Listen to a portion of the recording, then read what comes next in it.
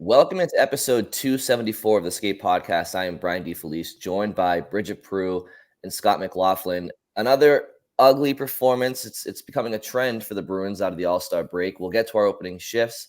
Before I do, the trade deadline is approaching. Playoff hockey is approaching. That also means, Bridget and Scott, that what else is approaching? The return of Sunday Skate. This coming Sunday, February 18th, 9 to 11 a.m. Oh, yeah. Yeah, me and Bridget are back, and so is Razor. So And three of us. And Brian in the car. That's right. Yep. Mm-hmm. Brian from Billerica. No one will even know it's me. I mean, I could literally say it's Brian in the car. Nobody will know it's me. But then once I start shitting on Lindholm, they'll be, oh, I know who this is. I know who this is. I know this voice. Yes. Yeah, we know Brian's takes. And also if they bring up the 90s Anaheim Ducks uniforms. Yeah, nobody's talking about anything. What do you guys think of the 80s USA hockey jerseys versus the 02 Salt Lake City Olympic jerseys? I'll hang up and listen. Thank you.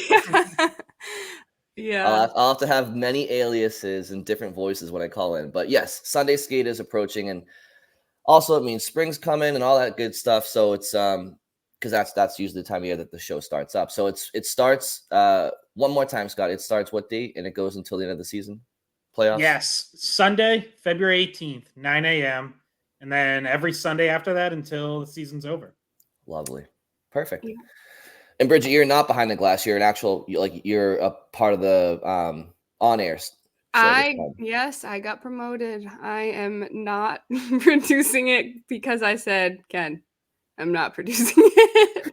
I was like, I will be either hosting it or not involved. And he was like, "You're like, I'm a veteran in this league. I want the veteran minimum." I did. I had to negotiate. I was like, I know you need someone to train your new Red Sox producer. So Bridget was threatening to hold out. She was saying like she wasn't going to come in till March.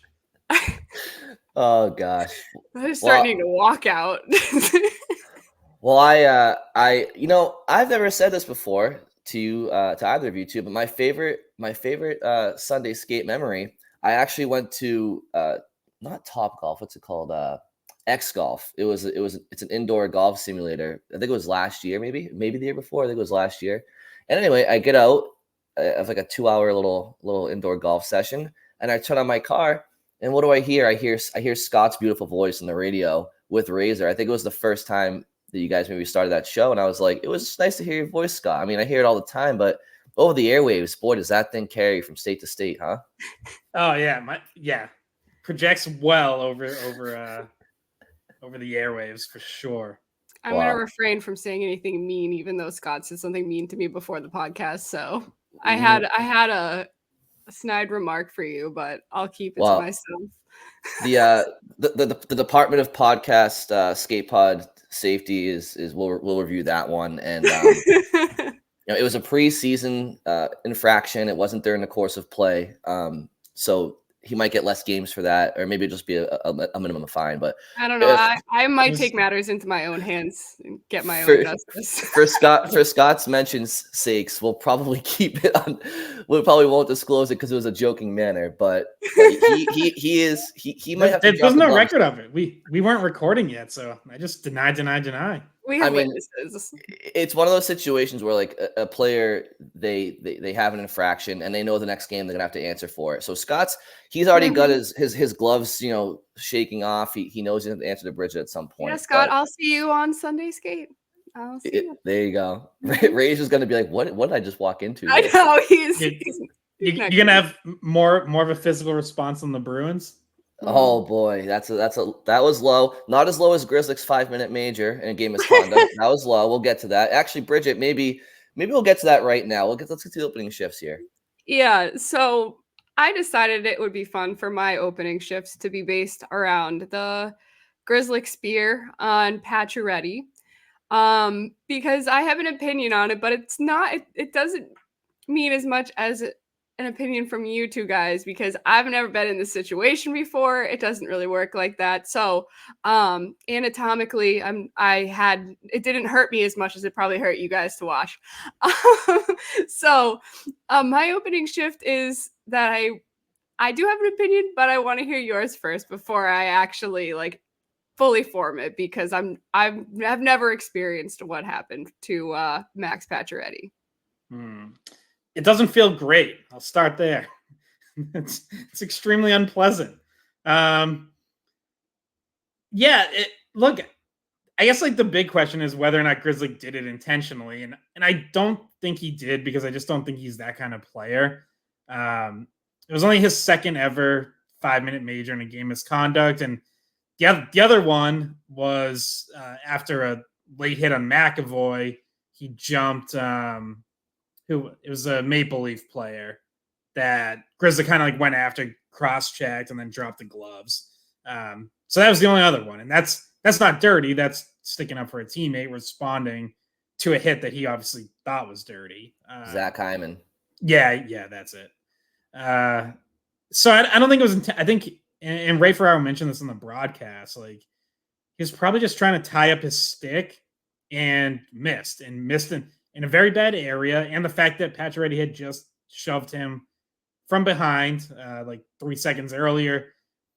I can see why the refs might have thought it was retaliation, might have thought it was intentional, and ultimately it doesn't matter if it was intentional or not, because the NHL rulebook is very clear. Any spearing where contact is made is a 5-minute major in a game misconduct. And Pacioretty obviously stayed in the game, but he was in quite a bit of pain for a few minutes there, because that is how that injury works. You are in a lot of discomfort, and you got to just kind of skate around, and there's really no easy way to make that go away. Well, Yeah. Brian? Yeah, I mean, I haven't had that exact thing happen to me, but yeah, I'm sure he had, God, have you?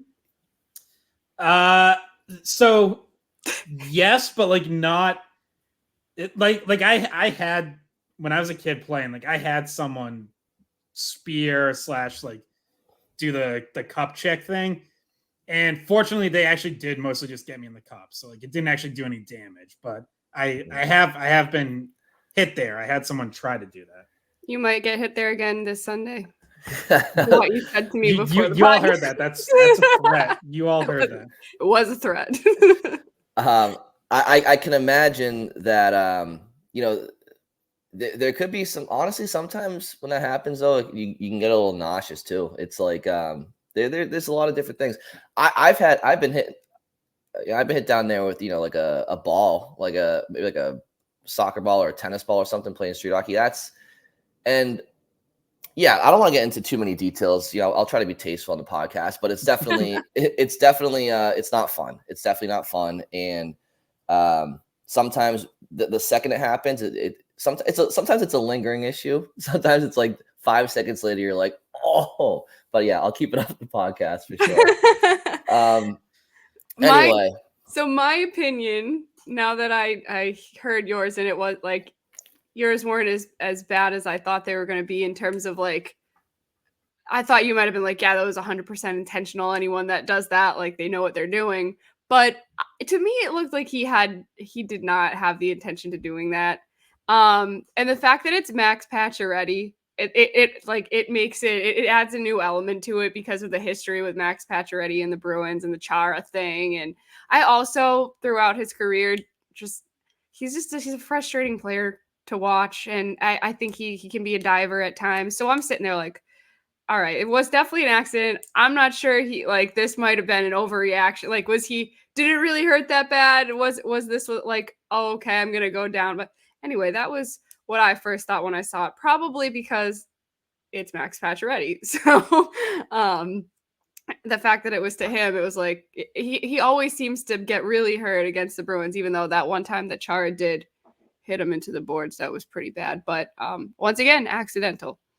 So is he gonna come out tomorrow and be like, I'm gonna take Grzelcyk to court for hurting the jewels? Well, no. Well, he doesn't have Montreal fans behind him this time, so I don't think we have to worry about police reports and investigations and international like extradition, getting Chara up to Quebec for trial. No, I don't think we're getting any of that. Another one of the main reasons why Quebec City won't get a team back as French Canadian people sometimes go a little too far. Well, and you also have, I don't want to give Quebec all the credit. I mean, you got a couple Ontario cities right now going at each other too with the Morgan Riley cross check last night. We can get to that maybe later on as well. But yeah, I mean, ultimately, so Bridget, yeah, to your the other part of your question, was it intentional? I certainly, I don't think so. Just to Scott's point, Grzelcyk's he's not a dirty player. And I know the broadcast showed that Pacioretty forechecked him hard seconds earlier. But I mean, no, that was not intentional. It looked like he just missed the stick lift. I'm sure he wanted to maybe lift his stick with a little bit of oomph after getting hit like that, but I don't think he meant to do that. So, all right. But any final thoughts on that play? No, maybe we can get back to it and like how it affected the game. Right.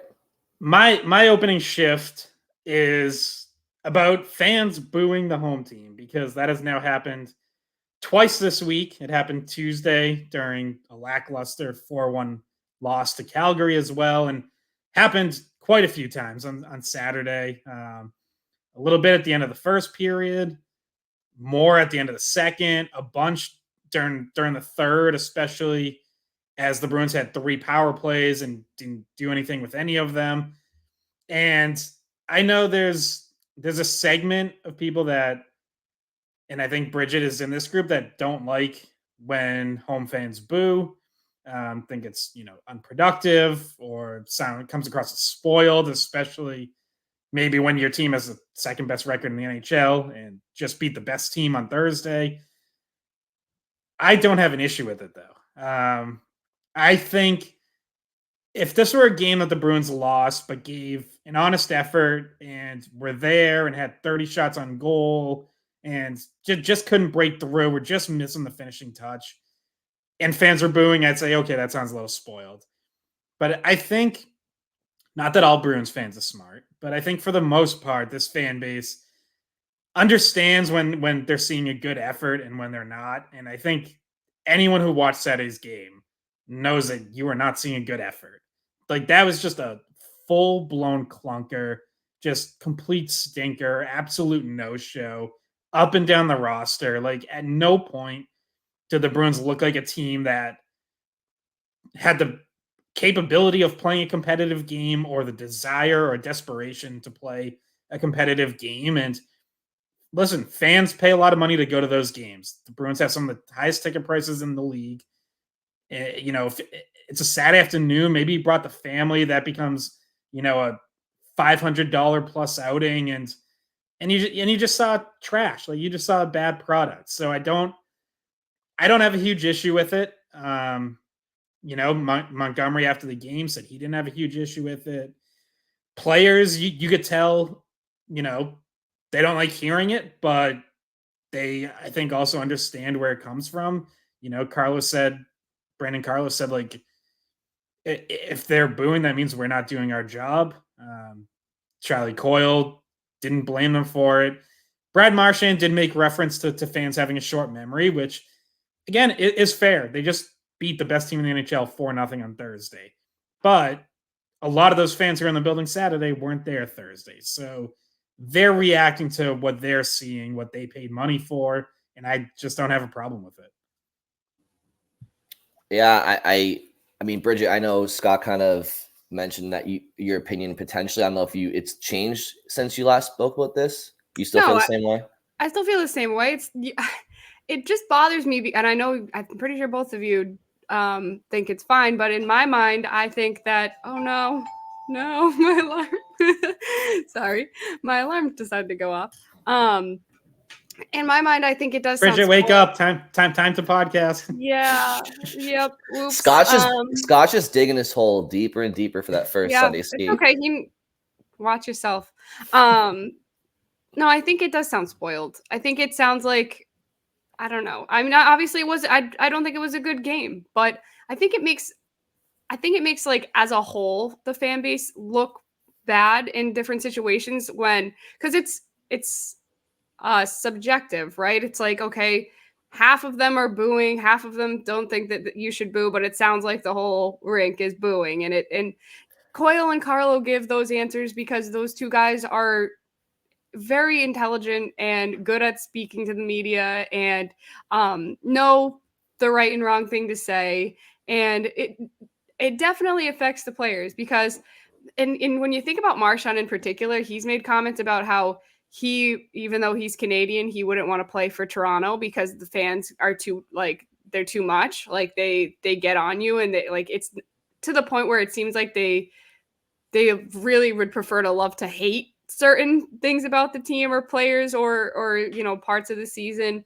And they kind of seem miserable. And when you see a taste of it in your own fan base, I'm sure it doesn't feel good because they're not 100% used to it. They've been good for a long time. So when it is just one bad performance and you're the best team in the conference or or even the best team in the league, because they have been the best team in the league at certain times this season, it just, to me, it's like, really, is that necessary? Like, I don't think that's teaching anyone a lesson. I think if anything, it's frustrating. It's not productive.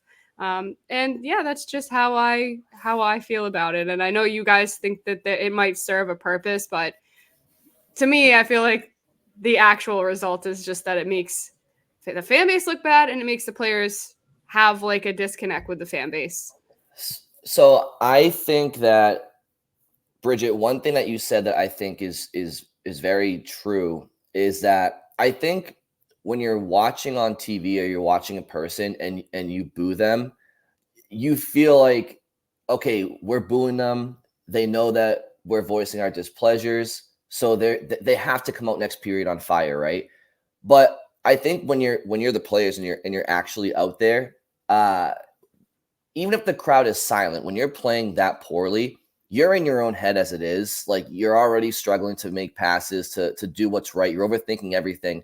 Then you add in the external noise. I do agree that, like, if the players are battling it, hearing the boos won't make them in that moment make the right play or have a better pass because they're already all flustered. So I hear what you're saying in that sense, Bridget. However, in general, like, when you're a fan, and Scott voiced it pretty well in general. Like, the Bruins fans are smart. They're not going to boo the Bruins because they're losing. They're going to boo them if they don't see the effort, whether they're 42-0 at the time or they're 500. If there's a lack of effort, if you're in the audience, you're there because you want to be you're emotional. The fans are emotional and they want to cheer when things happen. And when the team's doing nothing, it is really difficult for the fans to sit there in silence. They want to voice some sort of emotion because they're there, right? And I think, like, I don't know how the Bruins fans could sit there through that game, because, Bridget, they're certainly not going to cheer, right, Bridget? So in your world, they're just going to stay silent because they're not going to boo. And I don't know how they can physically just sit there in their seats for 2 hours and just be like they're gonna boo, you know? And I think that because it's part of the fan experience. But I also think the Bruins fans, like, I think, yes, it can come across spoiled, but in this situation, 2 out of 3 games, they kind of play like this. And when you're watching the Bruins out there kind of just coasting, I don't blame the fans, because what else are they supposed to do? Like, it's not like they boo the Bruins all the time. It's, like, very rare that they do. So I think when they do, it means something. And you want to know what else is part of the fan experience? Yelling "shoot" every time anyone touches the puck in the offensive zone. It's like you hear like a chorus of "shoot" every time, like, David Pastrnak has the puck, even if he's like nowhere near the net. They're like "shoot." Bridget, Bridget. I will say along those lines, wouldn't have been the worst advice yesterday because the Bruins passed up an awful lot of I'd be shots. fine if they were yelling that yesterday. It was one of their lowest shooting totals in a long time. I mean, I feel the like lowest of the season, 18 shots on goal. I feel like the Bruins could literally win the Stanley Cup on home ice. They could be parading the Stanley Cup around the ice. You could still have somebody in the 300s yelling "shoot." It's just programmed into hockey fans. Yep. But look, I mean, I'm sure people have different opinions on this. I just think that I think it's really tough for fans to sit there in silence, because the team gave them nothing to cheer about. And if you're not going to boo, as Bridget, like you said, you prefer them not to boo. How can you be there in silence? It's just like, it's kind of like, you're asking the fans to have no emotion. It's really tough. It's a tough ask of them. And I think once in a blue moon, and again, the Bruins lose. They do lose hockey games, and the fans don't just boo them when they lose. I think once in a blue moon, I think everybody's allowed to get out frustration. The fans are allowed to get out frustration, and the players just have to take it. Look, these guys get cheered every single night by this fan base. Every single night, whether it's in Boston or on the road, this fan base puts out a lot for this hockey team, and this hockey team, whether it's on the ice or out in the public world, they probably get nothing but cheers and admiration from their fan base. So on the off circumstance that they get booed, I think they can put on their adult pants and take it. I think as long you don't want it to be an often occurrence, because then it loses its meaning. But I mean, yesterday was not a performance that anybody on that Bruins team should have been proud of, except for Jeremy Swayman. He played well. So we can circle back to this.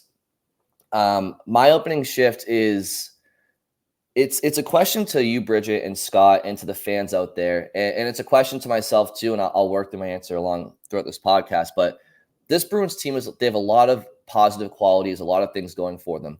They have fantastic coaching, they have fantastic star power. They have they do have good scoring depth. If you look up and down their roster and you look at where they are in the league, sometimes it looks like they don't, but they do. And so I can't take that away from them. And in general, they have good structure and great goaltending, and they're a good hockey team. What I want to know going forward is this team tough enough? And I don't mean fighting. I certainly don't mean fighting. What I mean is, and I'm not harping on the Calgary game or the Washington game necessarily. Those games just remind me of the type of hockey that the Bruins struggle with in the spring in recent years. And the teams that beat the Bruins are teams that kind of outwork them. And so heading into the spring this year, I'm just curious, is this Bruins team tough enough? And what do I mean by tough enough? I mean, can they win physical battles up and down the ice? Can they win those races to loose pucks the majority of the time? Not every time, the majority of the time. Can they back check and forecheck and pressure up and all over the ice with the tenacity that's needed to win a championship? Do they have that personnel right now within, or do they need to add a couple of pieces externally? So I just want to pose that question to you guys and the listeners. Is this Bruins team tough enough in the intangible areas when the going gets tough? I think they can be. I will also say I don't think this is something you can really learn about a team in the regular season. Like it's easy to ask this right now when they've had two stinkers in a week, but I don't think you learn that in these games. Like the whole team was off Saturday, the whole team was off Tuesday. Teams have these kind of games, like we would all say, if you asked, who's the most who is the most like physically effective team, we would probably say the Florida Panthers, because we saw it firsthand in the spring. They still play that same way. I've seen games from them this year where they just haven't shown up. Like it happens. I think the Bruins do some things physically pretty well and better than last year. Like I think they have been, for the most part, not every night, but for the most part, a better forechecking team. I think they've gotten to the front of the net more in the offensive zone and scored, greasier goals. Jim Montgomery, I think this was before the break or maybe right after, highlighted that that they've basically completely, based on their internal statistics, have completely inverted in terms of percentage of goals that were off the rush versus in zone last year to this year. And it's now a lot more in zone, fewer off the rush. And that's a more like playoff style hockey. That's how you score in the playoffs. So that requires physicality. To score goals in the zone at the front of the net is a more physical game than being a team that scores off the rush. I agree with Montgomery when he also highlighted that defending the front of their own net is still an area they have to improve. So in that sense, maybe they haven't been physical enough. But I think there's there's things there that make me think they can be. They're just not always doing it consistently. So that's where, okay, is that a matter of they're not capable of doing it consistently, or maybe motivation just goes in and out over the course of the season and you just don't bring it every night, and maybe they would bring it every night in the playoffs? Like, we're not going to know that answer right now. You can go outside and you can add physical help at the trade deadline if you think you need it. But the reality is like you don't really know the answer to those questions until the playoffs. Yeah, it's a hypothetical question, obviously, especially since we don't know necessarily the final personnel heading into the playoffs, because I'd be really shocked if they didn't add someone, and I would be shocked as well if that was a person that was purely skill and couldn't bring anything on the physicality side of things. Like, I feel like the ideal way to handle the deadline would be to either add one player that's physical or a player that can do both for you, can be physical, can be skilled, whatever.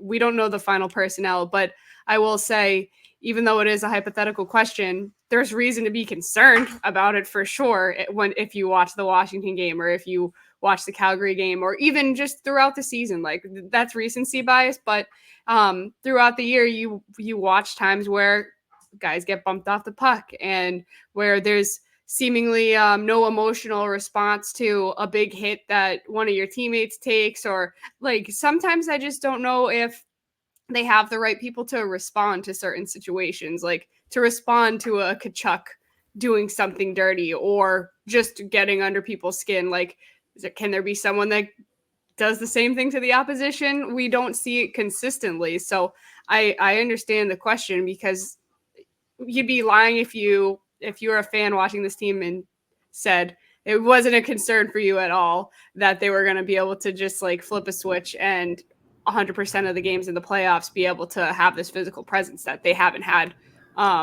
during certain stretches of the season. Yeah, and I want to preface this, like, I don't think this is something that one trade deadline ad can solve. Like, this is something that no matter what, the Bruins have to address this internally. And this isn't just based on Calgary and Washington. Like Bridget mentioned, there's been pockets of stretch this year where they just get out. They get outworked. Don't forget, and I don't mean to speak down to anybody listening or the two of you, but I'm speaking to myself here too.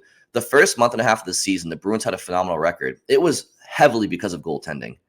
Okay, like, they were very much bend, don't break, and the only reason they didn't break was because of the backstop in net, whether it was Ullmark at the time or Swayman. And I think this team got bailed out earlier on in the year, and I do think before the All-Star break they were playing their best hockey for sure.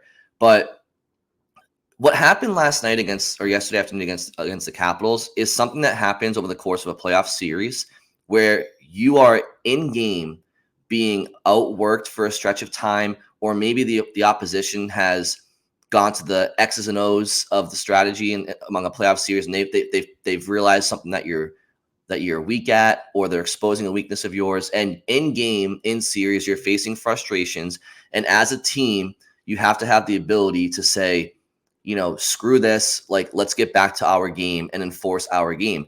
And that doesn't mean putting people through the boards. It means winning races to pucks. It means winning face-off battles, those 50-50 face-off battles. It means being strong on your stick, receiving passes, and getting open without the puck. It's all the little things. And yesterday against the Capitals, the biggest problem for the Bruins, you can say they didn't shoot the puck, but the Bruins had no forecheck.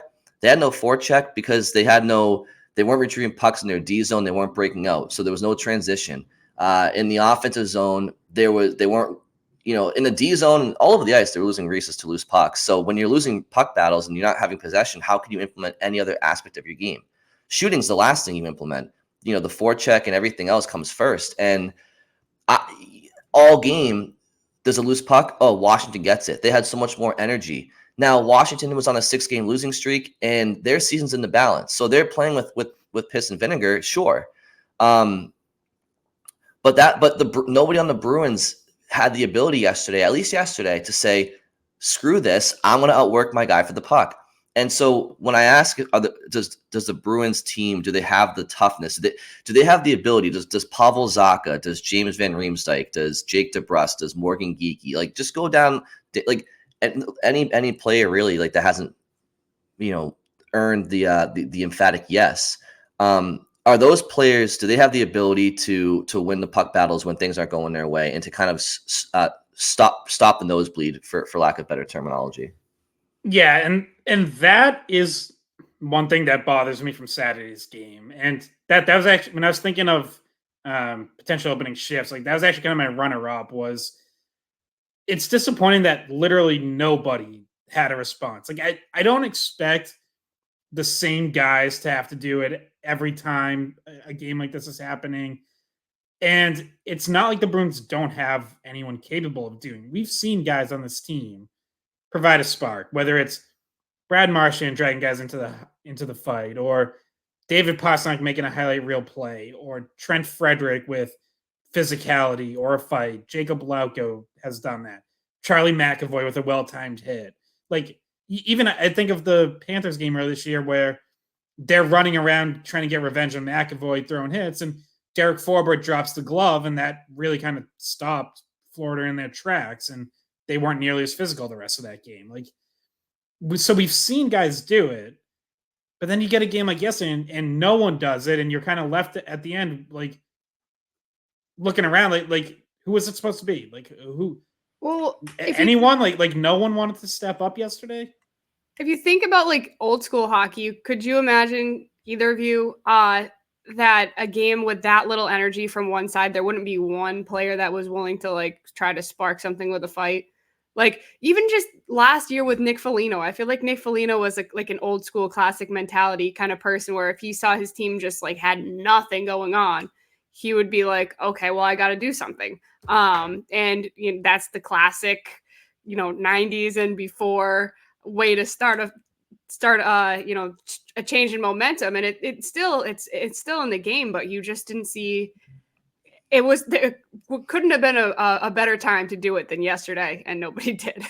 Yeah, no, great point, guys. And like, listen, we try to be humane when talking about the Bruins. Like being an NHL player, playing 82 games at the highest level, it's a grueling schedule. There's a lot of travel, and believe me, I'm not playing the world's smallest violin for professional athletes, but I understand that individuals are going to have games and shifts where they just, despite being a professional, guess what? They're also out playing against other professionals. Like, it kind of washes each other out. Like there's going to be times where you just don't have it. And there's going to be times where a team as a whole might not have it here and there. And that's fine. But that's also the beautiful part about a team, is that when most guys if there's ever a time where some guys don't have it, chances are somebody should have it that day.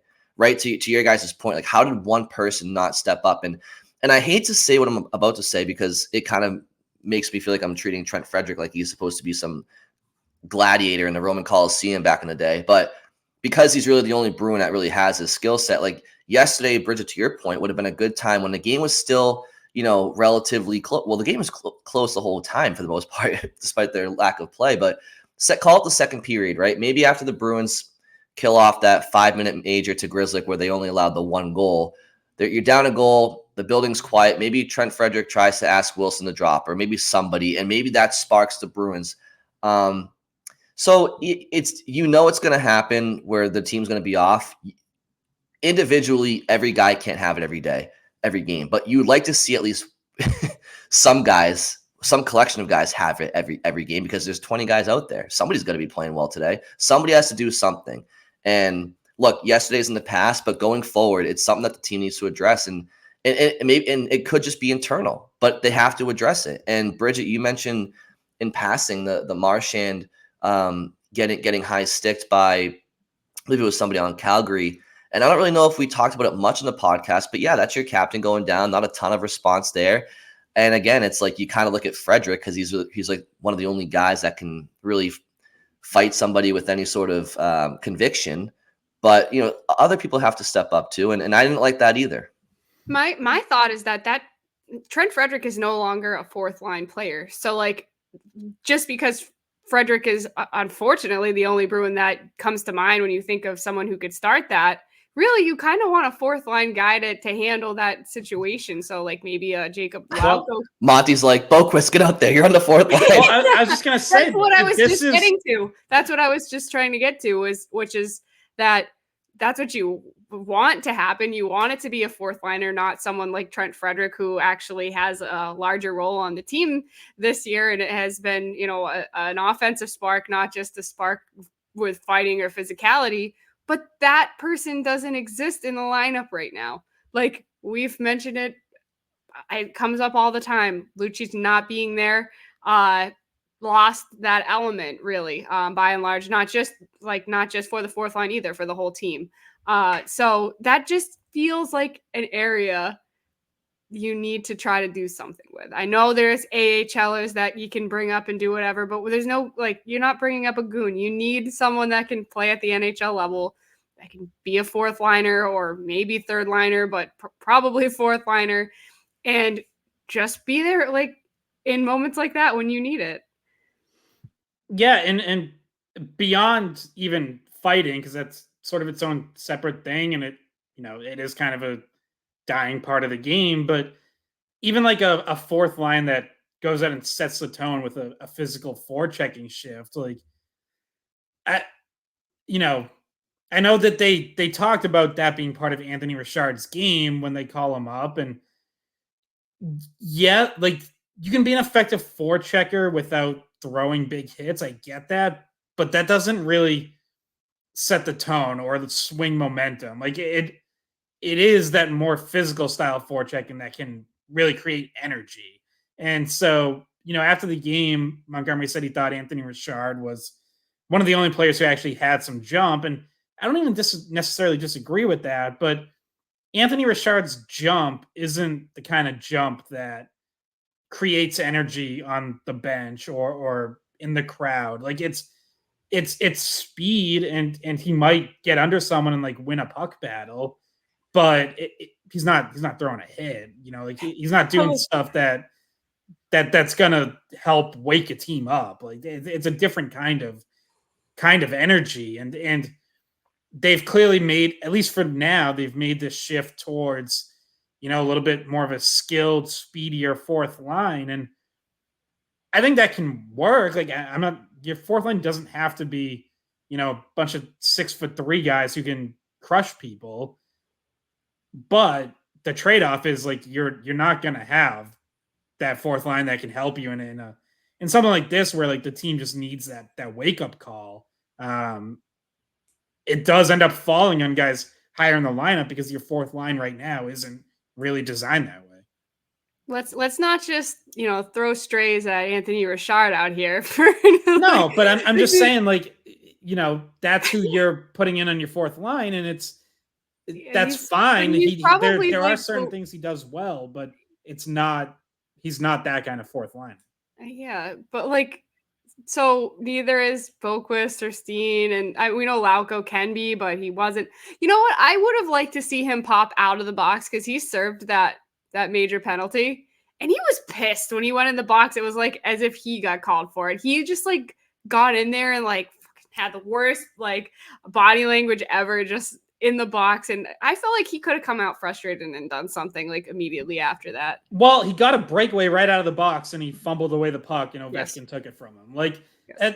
Bridget, I'm glad you highlighted this because I wanted to get to this at some point, but yeah, Lauko looked upset, disappointed that he was the one serving, and I'm sure we didn't get to talk to him after the game, but I'm guessing it's because he feels like he's at a point where he can help kill that penalty, right? He probably thinks, you're going to need more killers than usual. I can help. That's probably why he's disappointed, is my guess. Okay, well, you know how you can help? Take advantage of that breakaway you get right as you leave the box. And he didn't. That was a golden chance to make an impact right away, and he just fumbles it away. And that's why sometimes the person you want serving your penalty is someone that can finish those, because it happens. Sometimes guys get out of the box and they're no one was paying attention, and all of a sudden they're in alone. So you usually see a skilled player who doesn't kill penalties at all, like a David Pastrnak in there. Yeah, but that's another thing.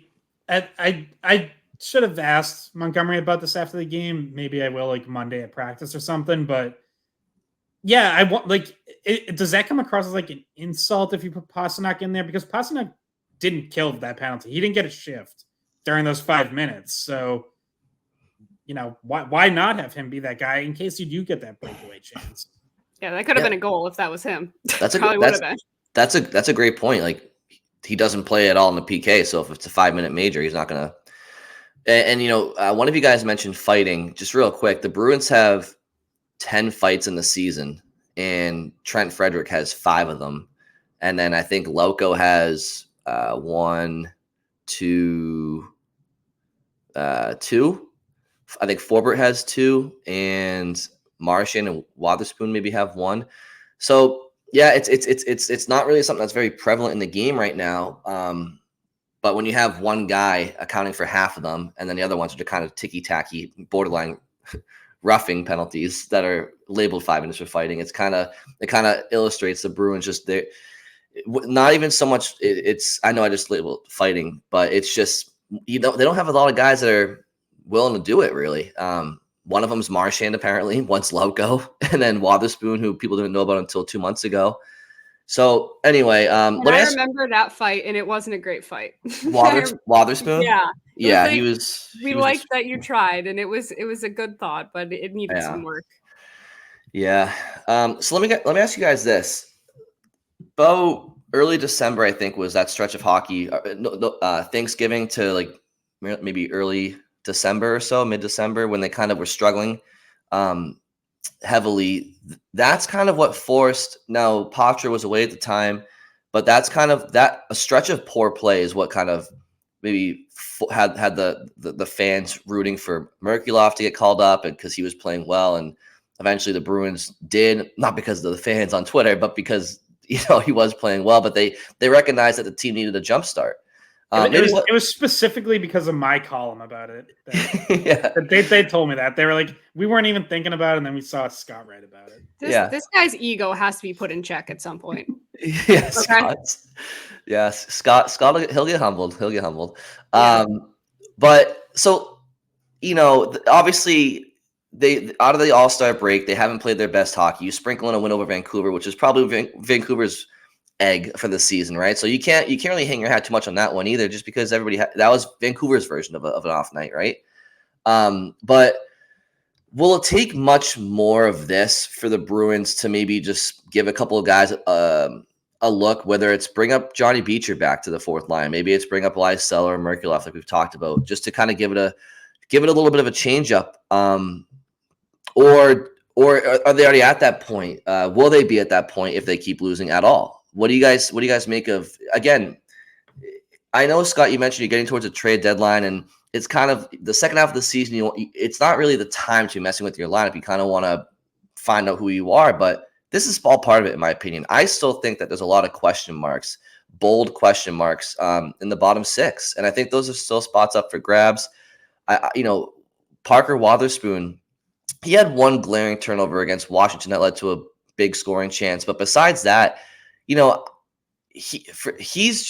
he's been good. Like, he was given opportunity and he's been good. So do you think the Bruins should just tinker with some call-ups here, give people some looks, or does it take a few more bad losses or any losses at all? What do you guys think?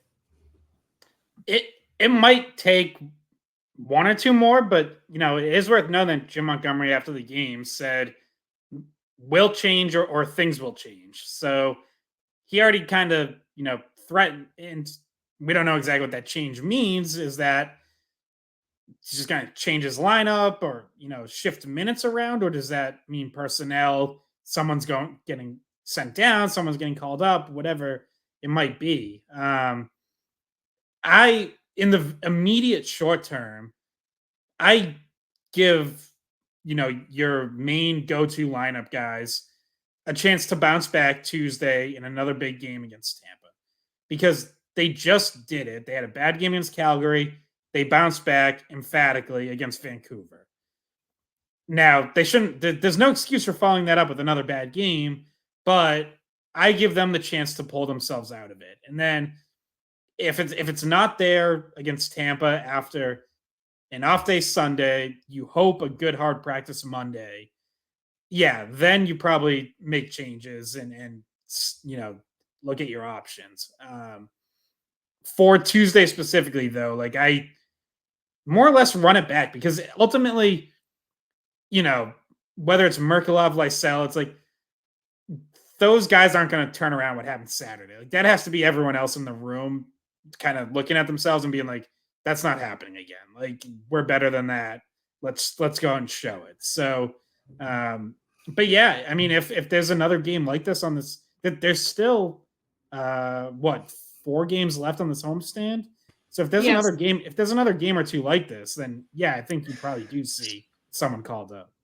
So my question, Scott, my reaction to that is, and I don't disagree with what you're saying. Here's my fear is that the Bruins keep the same lineup for Tampa, and maybe they do bounce back out of pride, right? Out of sheer pride, and they have a strong performance. My fear is that it does just that. It makes them feel better about what happened, but it doesn't maybe solve maybe some long-term roster deficiencies that could be solved internally. So, and you're right. Lysell doesn't fix what happened. He's out. If Lysell's dressed against the Capitals, same thing happens. Same with Merkulov. It's a team-wide failure. I look at a couple of places on the Bruins roster, and I look at Jacob Lauko, and I look at Boquist, and I say to myself, those two guys in particular, would the Bruins be better off with a Lysell or Merkulov in a third line role over Lauko and a Johnny Beecher on a fourth line role instead of a Boquist? And my fear is that if they dress the same lineup as Washington and they bounce back and they win, my fear is that maybe it just kind of enables what might need to be fixed eventually anyway. That's my only fear with that. My fear is that none of those options are the right option. Like, I honestly, when you list those options, I'm like, okay, yeah, those are your options, but is that good enough? Is that going to be good enough in the playoffs? Like, that's the problem, and you need to figure that out now. So, to Brian, to your point, right? Yeah, try it out now and see right. what works better now. Right. Yeah, and if none of that's the answer, then there's a trade deadline coming up March 8th, and if you don't like those internal solutions, then that means it's time to go outside and get help. And you shouldn't have to give up a first round pick or a top prospect to get a solid third or fourth liner. Although I will say, did you guys see Frank Saravalli reported that basically he would be surprised if Nick Dowd doesn't get a first rounder for Washington, which I'm like, yeah, okay, count me out. I mean, listen, I like Nick Dowd. He's a legitimate shutdown fourth line center, but I'm not gonna have a first round pick like that. That's nuts. And I get he has another year of control, but still, it seems like the center market is already kind of just like it's very drunk. Yeah, it's very drunk. It's drunk. Yeah. The center market already had an all-day Super Bowl party. Yes, Bridget, your fear helped kind of like actually illustrate mine better. Like that's exactly right. Like I would fear that that if the Bruins dress the same lineup, they win, that it delays like the process of seeing what else you have internally, and then I think it's imperative for this Bruins team to see what they have in the system before the trade deadline. I just think because again they're in cup mode, and I just don't see how. I don't know. I've said it till I'm blue in the face. That's how I feel about it. I don't want this team to, Scott, to your point, I don't want them to give up a ton of stuff, but they do have to identify, like, do we have to give up anything at all? Like, do we have a middle six potential scorer that we're trying to get on the market? Do we have that in Lysell or Merkulov? We don't know because they don't give him a chance. And I don't know if they can get that chance if the Bruins just keep playing up and down, like, oh, we suck. Oh, we got it back. We suck. It's just whether they beat Tampa or not. Like, I want to see what they have in some of these guys just for a couple of games. I don't see what it hurts. I really don't. I don't know where you guys want to go from here, though. No, I'm with you. Like, again, I don't hate the idea of like calling up Anthony Richard and get him a game or two, but I don't think I need to see Anthony Richard for like a month, or even Oscar Steen for that matter. So it's like, yeah, we've said it before. There's an opportunity to play guys and get guys in, and I know there's different cap ramifications of calling guys up and down and whatever, but you do have a chance here to evaluate other internal options other than the 12 or 13 that you've given a chance so far. Yeah, I feel like we should put like a poll or two up, like just to gauge what other people are thinking about how much they like would they like to see Lysell, like what's the reason, like what reason would you want to see Lysell up? Like I feel like there a bunch of the fans that watch probably are having the same conversations, right, Brian? Like they're probably thinking, what does it hurt to throw Lysell in there? I also have talked to a good chunk of people who, when they talk to me about Beecher, they're confused, like why he's not with the team.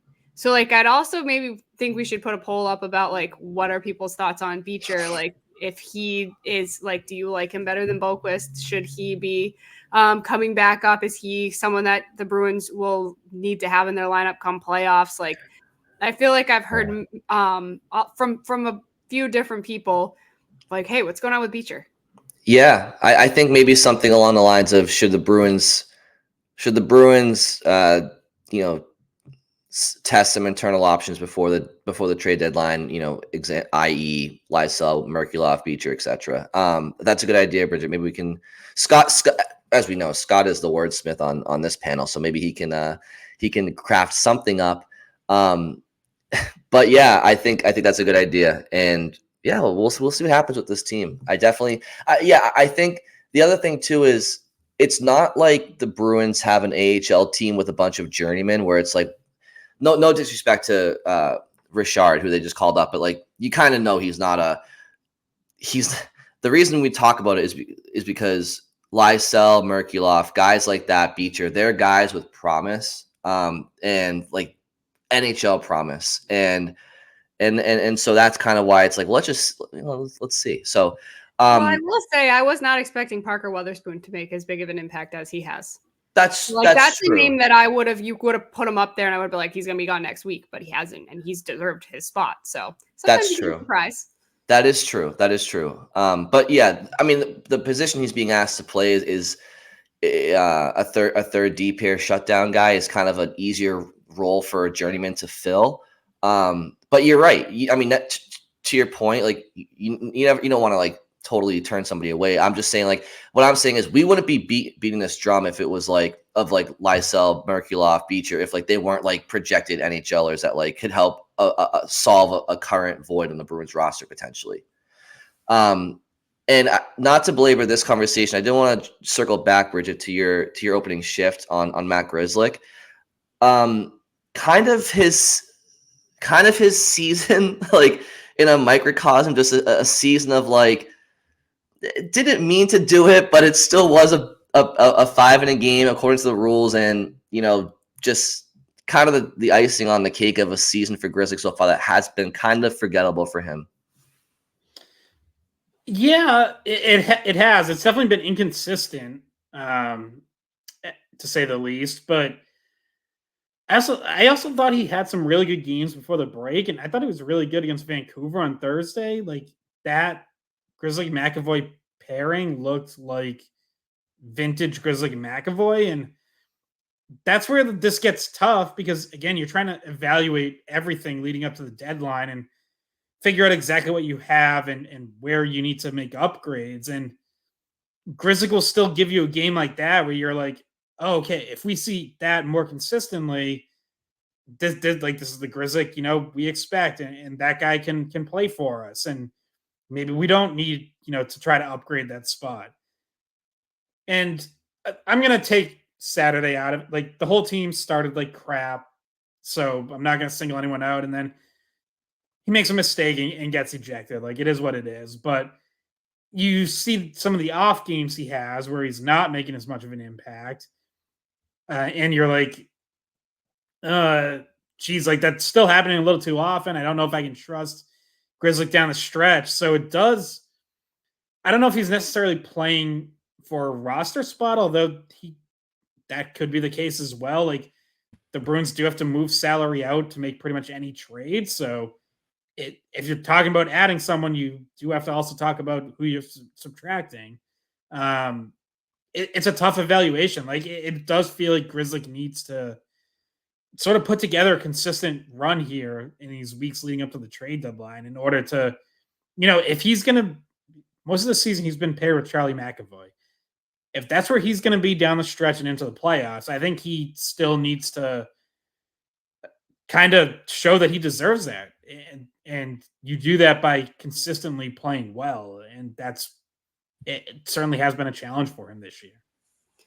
Yeah. And when we do have our conversations about where the salary needs to move out in order to bring in someone, and when we talk about, adding a Noah Hanifin or, adding a defenseman in some capacity, you're also talking about probably needing to move a defenseman to coincide with it. I mean, obviously you want as much depth as possible, but just numbers wise, it doesn't really work with the cap. So, someone is more than likely going to be the odd man out back there come the week of the trade deadline. And is it Grzelcyk? That's a name that, and for whatever reason, it seems to always be Grzelcyk is who fans are calling in to, say Sunday skate come trade deadline. Oh yeah, we need to move Grzelcyk.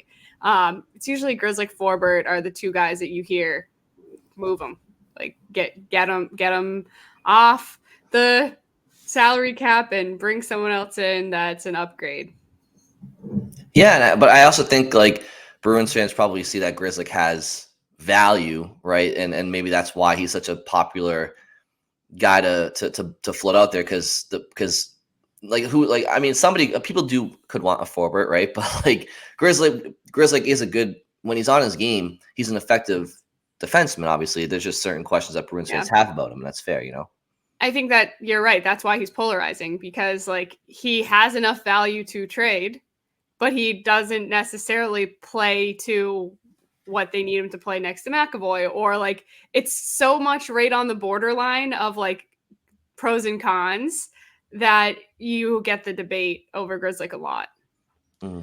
Well, in this season, I don't know if he even does have trade value. Like if we're being honest about it, I mean, $3.68 million cap hit, inconsistent season, pending unrestricted free agent. Yeah, like that's the part that's good. Yeah, like that's a very small market of like what team would be interested in trading for him. It's not going to be a rebuilding team unless there's an extension in place or something. So I think the answer to that question is it's somebody who's taking his contract in some sort of a deal that you maybe even need to give up a little bit more, or like one of those deals where, so say Craig Smith, the Bruins needed to get him off last year. And it was part of the deal, like, okay, well, we'll take him. Otherwise we can't make this other move. So could be one of those again, where part of it isn't necessarily that they're like, oh, we really want him, but like the Bruins aren't willing to, or it's not possible for them to make the coinciding move without that being part of it.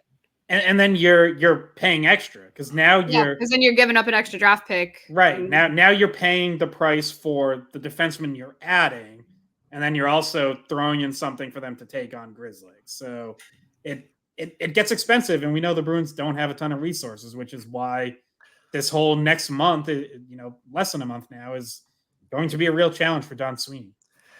One final Bruins thing I wanted to discuss quickly is just what's the one thing that we kind of collectively as a fan base mentioned that maybe could have been a reason why the Bruins fell apart last year in the playoffs? Something that going forward in this year, maybe we hope that they could learn from and go through.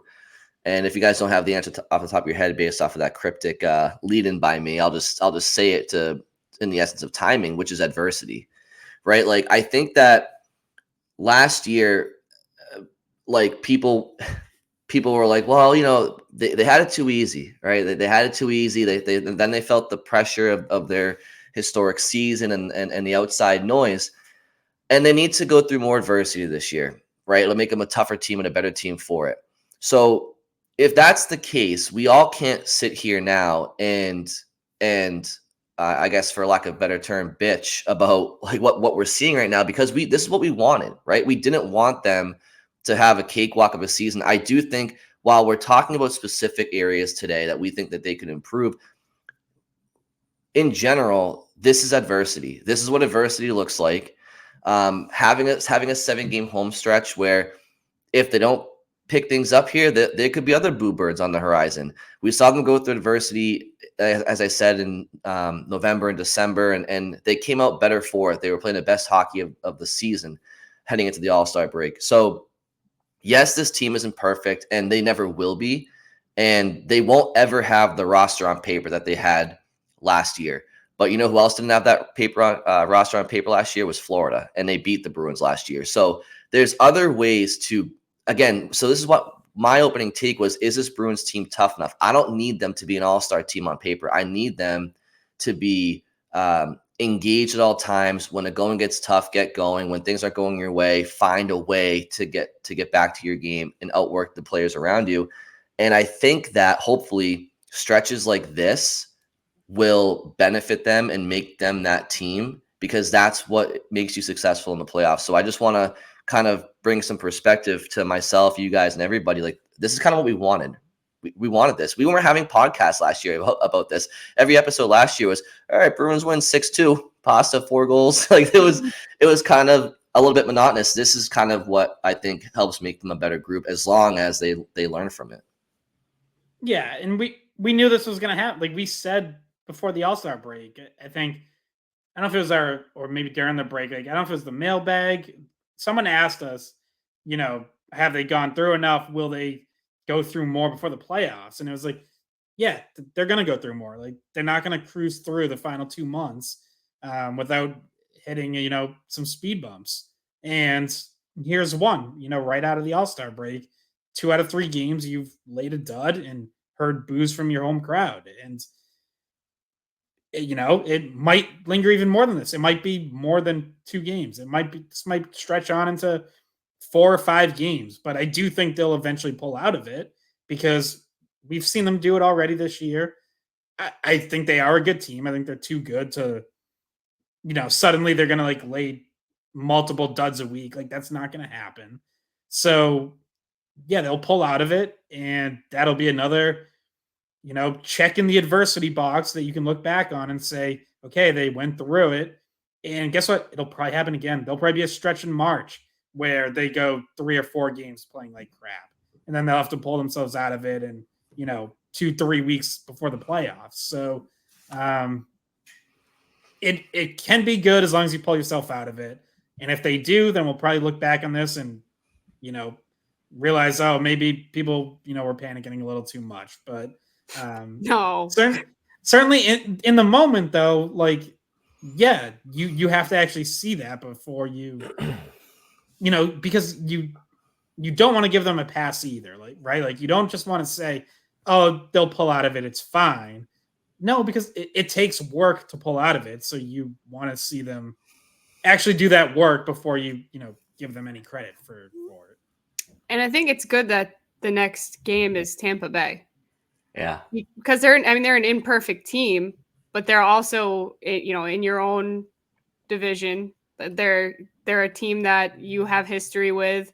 It seems like the right kind. It'd be worse if it went from that ugly loss to now you're playing San Jose. Like, right. It's better that you have a chance to like bounce back against a team that isn't terrible, and there's some bad blood against. Like you could be a playoff matchup, so that's better. Yeah, not only isn't terrible, but it's actually been quite good recently. And I remember it wasn't that. It was maybe a month ago where we were like, "Wow, Tampa's in real trouble. They might miss the playoffs." Yeah. Now they're either passing or on the verge of passing Toronto for 3rd in the division. Like now they're even pulling out of like the wild card conversation, where it's like they might end up in that 2-3 matchup in the division. Yeah, and the Bruins have we talked about it a couple weeks back, but their second half schedules, it's the second hardest strength of schedule in the NHL. So if the Bruins don't show up, I'm sure their opponents will make them pay for it. I'm still holding. You guys ever see the second Mighty Ducks movie when they're Team USA in the Olympics, and after the second period they ditch the USA Hendricks jerseys and come out in the Mighty Ducks jerseys? I'm still waiting for that to happen with the Bruins with this year's millennial. What's it called? Golden anniversary centennial. Yeah, Millennial. I'm waiting. They are millennial jerseys. Actually, they're what's the generation now? Gen Z. They're Gen Z jerseys. I don't like them. But I'm still waiting. I'm holding out hope for the Bruins to just randomly ditch them and come out with the any of the jerseys they wore in the previous 100 years. I don't care. Just I can't handle them. That's the one thing I'm excited for about hockey season ending this year is I don't have to watch those jerseys ever again in my entire life. And for every person that buys them, every one of those Centennial jerseys I see in the stands, you're just enabling them. You're just get those godforsaken jerseys off my Bruins. I can't stand them. All right. Anyway, hey guys, any favorite Super Bowl snacks for you guys this year? What do you think? What's your go-to Super Bowl snack? I was just thinking if you hear someone call in to Sunday Skate and you hear them say exactly what that was, you know who it is. My favorite. It'll be in a disguised voice though. You won't be able to tell. Yeah. We'll still know. My favorite Super Bowl snack, I don't know, can you call it a snack? Like I like buffalo wings. That's like somewhere between an app and a dinner and it's good. I don't know. That's my go-to.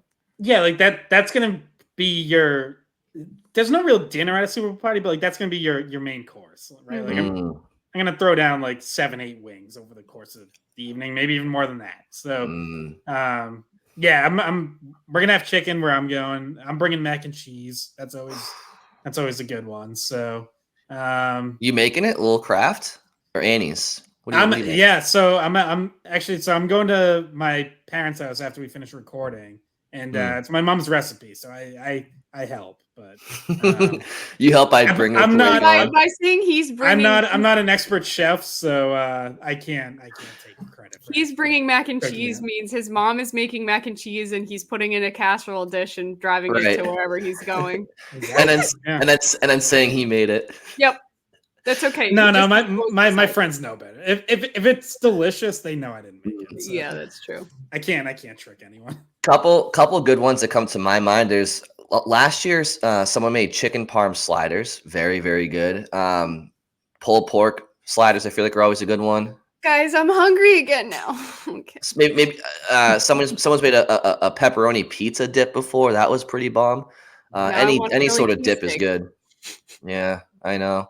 Yeah, good buffalo chicken dip. That's a favorite. I've done that before, but I know this is gonna drop after the Super Bowl, but any predictions? Who do you think is gonna win? Taylor Swift. Well, Travis Kelce already won months ago. Yeah, he did. Or who do you want to win? I hope the 49ers win. People listen to this after the fact. So I hope they won. I, as a Patriots fan, I need to believe that you can win without a Hall of Fame all-time great quarterback because it's very hard to find those. And obviously, we had one forever with Brady, but he also was drafted. They're both drafted very late. Mahomes was what, 9? No, Brady and Purdy. Oh, yeah. Well, that's what. Like, I want to believe that you can win with someone like Brock Purdy, who's good, not great. Well, especially because it's a fascinating matchup because clearly the Chiefs have the best player in the game. Though I will say, I mean, Christian McCaffrey is he's not too far off of being the best player in the game. But I'd say the 49ers on paper have they have the better team overall in the defense when they play well. So if the Chiefs win, it really is because you have Mahomes and a couple of supporting cast members. It's kind of not too dissimilar from some of the Patriots Super Bowls at the end there, against. Well, yeah, and that's the other part is if the Chiefs win, then they're Mahomes is officially on track to to make a real run at Brady. Like he'll have 3, he'll be on his way, and it's gonna be a real conversation. And I don't want that to happen. I want Because I like Mahomes Brady to and stay way ahead. I like Mahomes, and you want to know what? Tom Brady was great, and it's fine. There can be other good quarterbacks too. Like there can be other good quarterbacks. But can there be other goats though? Right. Like I don't want Brady's reign as GOAT to last like 15 years and then Mahomes passes.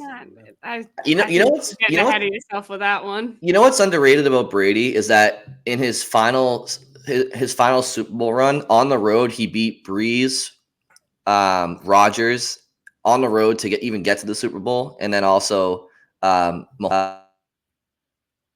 Mahomes too. Oh, Brian muted himself. Time to end the podcast.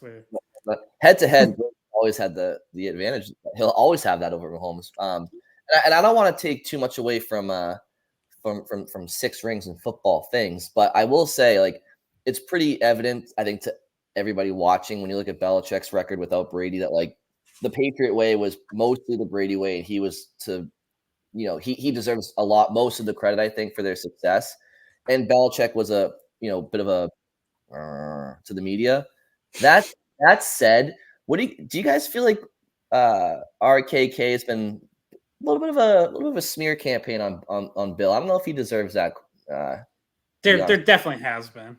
That's not right. I don't like that at all. I'll be honest about that. It all fell apart in a very awkward, like terrible breakup kind of way. It's like when you're dating someone, you're like, we're never gonna have that kind of breakup. It's not, it's gonna be, we respect each other too much, and then it happens, and then they're like, they fucking hate it always, it always happens. Like it's almost inevitable, and it shouldn't, but it's like Bruins fire Cassidy, and Don Sweeney's message publicly is, Cassidy's a great coach, and we really like him, and it's not personal and whatever. But like then you get the little leaks about like he was too hard on players and he lost the room and like whatever. And it happened to the Red Sox and Terry Francona. It's like it shouldn't happen. Like these coaches that are among the best in your franchise's history, like that there should be a way to just let it end peacefully and like everyone just goes their separate way.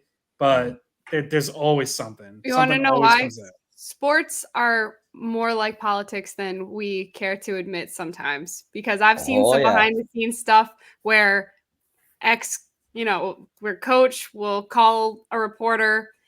This isn't Bruins, but like I've seen it happen where a coach has called a reporter that I knew, and then 10 minutes later, the manager called the reporter that I knew, and they were both telling the other one, giving him information about their sides of the story on deep background, not to be quoted, but like throwing the other one under the bus so that, just so you know, if you see this come, like this is what's actually going on. Like it is extreme politics behind the scenes. And that's why that happens, because you got Belichick's guys, which are certain reporters, you got crafts people, you've got everybody, has an angle, and they will call and they will use the media to give certain perspectives on things. Like if they can convince that person that was really what was going on, and it can be a disaster.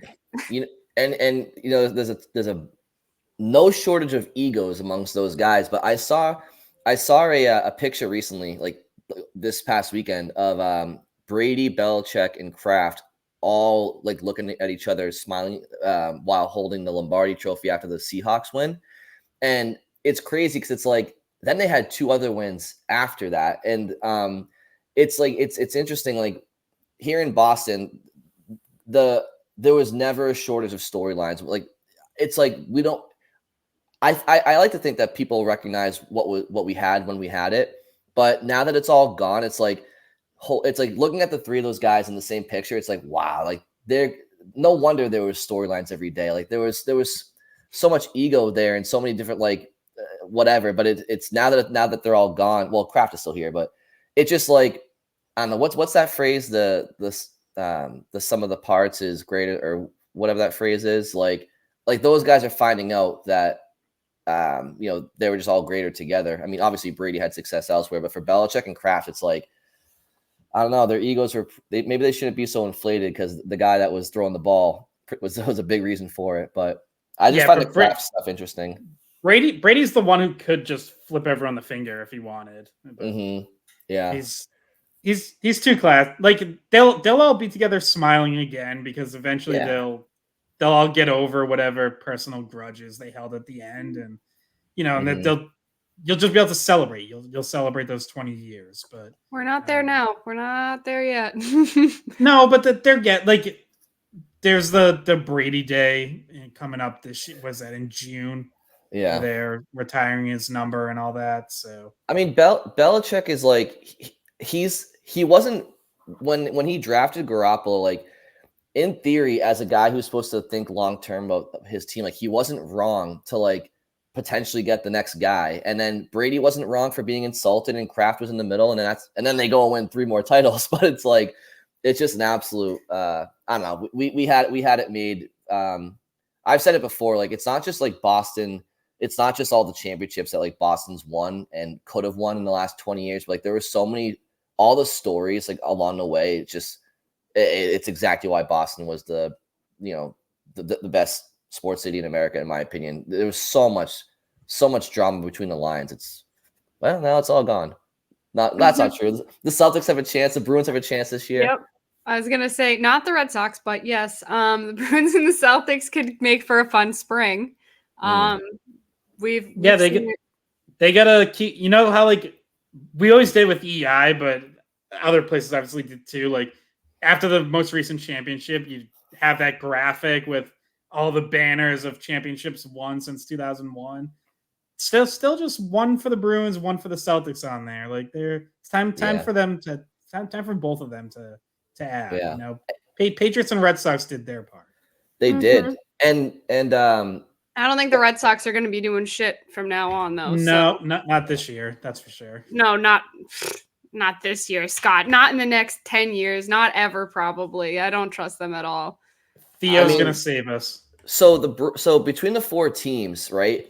And I know Tony Maserati wrote that book, like something about it was about the 20 years of dominance in Boston, and so the Patriots. So the Red Sox have been the 4 World Series since 2000, or 2004, but I think the book was dating back to like 2000. So the Patriots had been the Red Sox have been the 4 World Series, and they won 4. So that's 4 titles and 4 chances. The Patriots won 6 Super Bowls on 9 appearances. So that's 10 titles in how many championship runs? 15, 10 and 15. 13, 10 and 13. So 10 titles, 13 chances. The Bruins win 1 Stanley Cup, so that's 11 titles in 14 chances. And then the 2 finals, so that's 16 chances. So it's 11 and 16. And then the Celtics, same thing. They've been to 3 and won 1. So the Bruins, my point is, the Bruins and Celtics collectively have left 4 championships up there. And then the Patriots 3. So that's 7 titles that could have been won too. And obviously when the Patriots win 6, you can't be too hard on them. So the Bruins and the Celtics definitely kind of their finals appearance winning percentage, also hindered that grand total. And like to tie it back to most recent iteration of Bruins, like great teams that didn't even get to the championship. Like last year, if you wanted, like you could call that a championship left on the table based on how good they were in the regular season, and didn't even actually get to the finals. Even the Celtics last year's Celtics team should have been in the NBA finals, and they lose to Miami.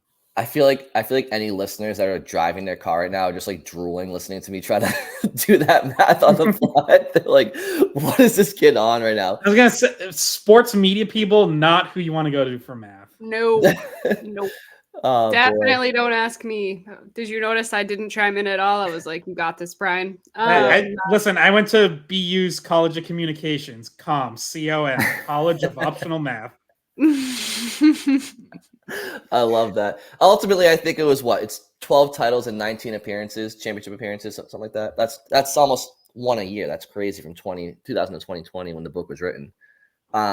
Anyway, well, we had to veer off a little bit in honor of the Super Bowl Sunday. We had to.